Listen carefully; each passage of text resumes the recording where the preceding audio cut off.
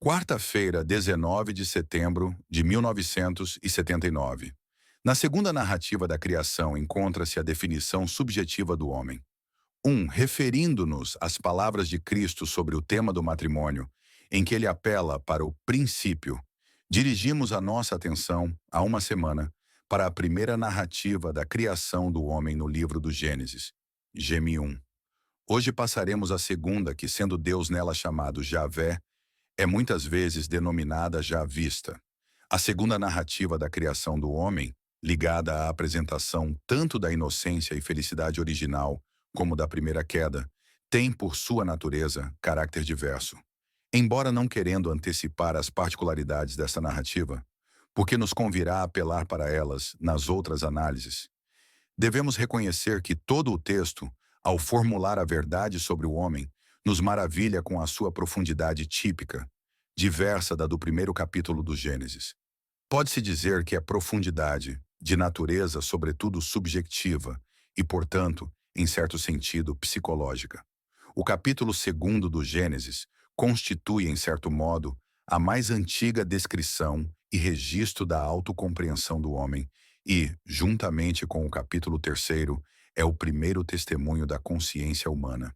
Com aprofundada reflexão sobre este texto, por meio de toda a forma arcaica da narração, que manifesta o seu primitivo caráter mítico, encontramos nele, em núcleo, quase todos os elementos da análise do homem, aos quais é sensível a antropologia filosófica moderna e, sobretudo, contemporânea. Poder-se-ia dizer que Gênesis 2 apresenta a criação do homem especialmente no aspecto da sua subjetividade.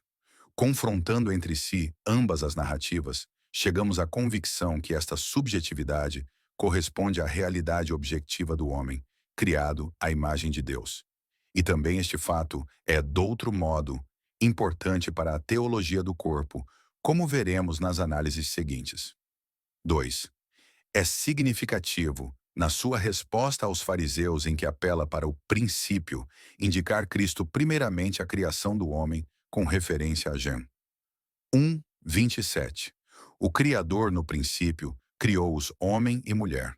Só em seguida cita o texto de Gênesis 2:24. As palavras, que diretamente descrevem a unidade e indissolubilidade do matrimônio, encontram-se no contexto imediato da segunda narrativa da criação, cuja passagem característica é a criação separada da mulher.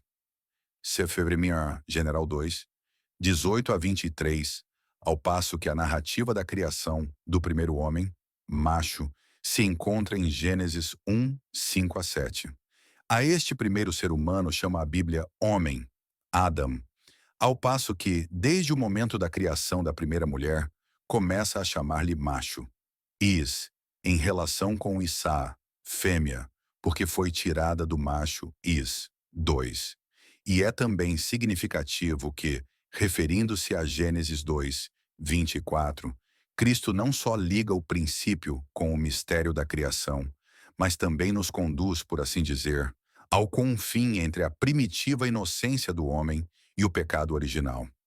A segunda narrativa da criação do homem foi fixada no livro do Gênesis exatamente em tal contexto. Nele lemos, primeiro que tudo, da costela que retirara do homem, o Senhor Deus fez a mulher e conduziu-a até ao homem.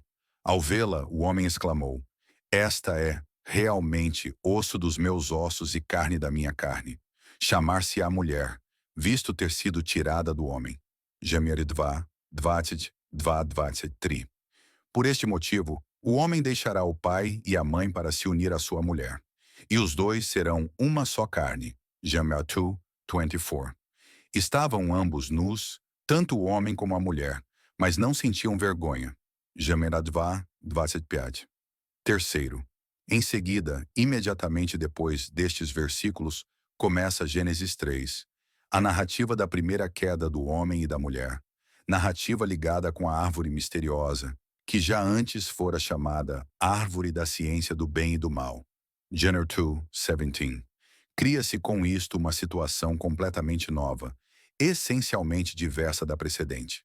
A Árvore da Ciência do Bem e do Mal é uma linha de demarcação entre as duas situações originais de que fala o livro do Gênesis. A primeira situação é de inocência original, em que o homem, macho e fêmea, se encontra quase fora da ciência do bem e do mal, até o momento em que transgride a proibição do Criador e come o fruto da árvore da ciência. A segunda situação, pelo contrário, é aquela em que o homem, depois de transgredir o mandamento do Criador, por sugestões do espírito maligno simbolizado pela serpente, se encontra, em certo modo, dentro do conhecimento do bem e do mal. Esta segunda situação determina o estado de pecaminosidade humana, contraposto ao estado de inocência primitiva. Se bem que o texto já à vista seja no conjunto muito conciso, basta contudo para diferenciar e contrapor com clareza aquelas duas situações originais. Falamos aqui de situações tendo diante dos olhos a narrativa que é descrição dos acontecimentos. Apesar de tudo, através desta descrição e de todas as suas particularidades, surge a diferença essencial entre o estado de pecaminosidade do homem e o da sua inocência original. 3. A teologia sistemática descobrirá, nestas duas situações antitéticas, dois estados diversos da natureza humana: status naturae integrae, estado de natureza íntegra, e status naturae lapsae, estado de natureza decaída. Tudo isto deriva daquele texto à vista de Gênesis 2 e 3, que encerra em si a mais antiga palavra da revelação, e tem evidentemente um significado fundamental, quer para a teologia do homem, quer para a teologia do corpo. 4. Quando Cristo, referindo-se ao princípio, manda os seus interlocutores para as palavras escritas em Gênesis 2, 24, ordena-lhes, em certo sentido, que ultrapassem o confim que no texto já vista do Gênesis se interpõe entre a primeira e a segunda situação do homem. Não aprova o que, por dureza do coração, Moisés permitiu, e refere-se às palavras da primeira ordem divina, que neste texto está expressamente ligada ao estado de inocência original do homem. Significa isto que tal ordem não perdeu o seu vigor, ainda que o homem tenha perdido a inocência primitiva.